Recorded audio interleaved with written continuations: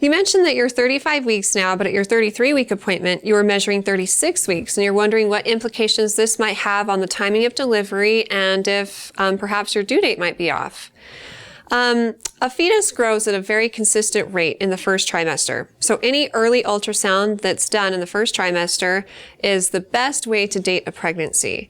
This is usually only done if a woman has a history of irregular periods. So I'm not sure what your periods were like before you got pregnant or if you had an early ultrasound.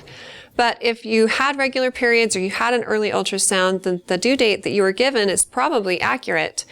After about 20 weeks or so, if a baby starts to be either abnormally large or abnormally small, we have to wonder if it's because of a pathological reason. So just one example is a diabetic mother. Diabetic mothers cook really large babies, and it goes back to the fact that if it's uncontrolled, then they have really high blood sugars. Now, there are other reasons for having large babies, but basically what it comes down to is this.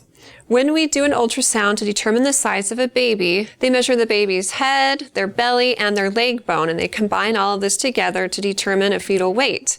And ultrasounds are not 100% accurate when determining a baby's size. It can actually be like plus or minus a pound. And so one of the biggest things to consider is that you don't want to induce a baby early for an ultrasound that said they might be big, because they might actually be normal size, and then you induce them early and they had to go to the NICU for breathing problems, or they had jaundice, or they had eating problems, all things that are very common between 37 and 39 weeks. The best time for a baby to deliver is at 39 weeks because the risk of having breathing problems, jaundice, or eating problems is way lower.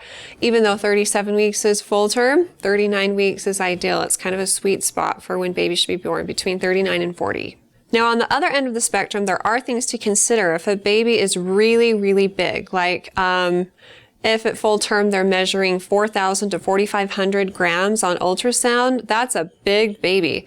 And there are risks associated with laboring if you have a big baby. It usually means prolonged labor. They might not fit through your pelvis. It increases your chances of needing a C-section or having uterine rupture, of having tears if the baby comes out, and shoulder dystocia. That's where the head comes out, but the shoulders are stuck because the baby's so big. So those are all complications that we are worried about if a baby is abnormally large. But your baby's growth might kind of even out, and they might end up being a totally normal size.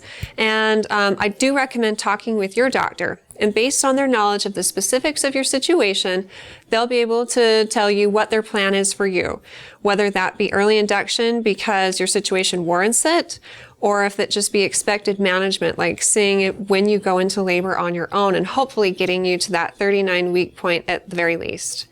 I hope the best for you and your baby, and if you have more questions for me in the future, please feel free to ask them on our Facebook page at facebook.com/Intermountain Moms, and recommend us to your friends and family too.